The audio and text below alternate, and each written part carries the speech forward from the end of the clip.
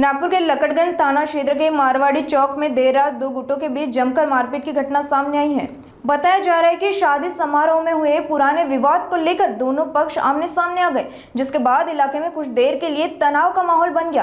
Patrolling के दौरान police को गुप्त सूचना मिली, जिसके बाद टीम तुरंत मौके पर पहुंची और स्थिति को नियंत्रित किया। इस मामले में 8 आरोपियों के खिलाफ मामला दर्ज कर लिया गया है और पुलिस आगे की जाँच में जुटी है।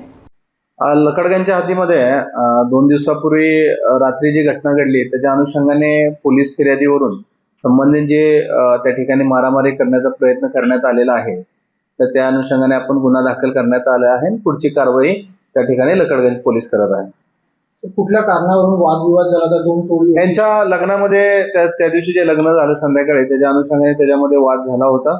त्याच्या अनुषंगाने त्या ठिकाणी घटना घडलेली आहे। तौफिक आणि त्याचे काही इतर साथीदार यांनी जी समोरची पार्टी त्याला अडवण्याचा प्रयत्न केला, पण ती माहिती पोलिसांना त्या अनुषंगाने घटनेच्या अनुषंगाने माहीत होती, त्यामुळे त्या ठिकाणी पोलीस हजरही होते।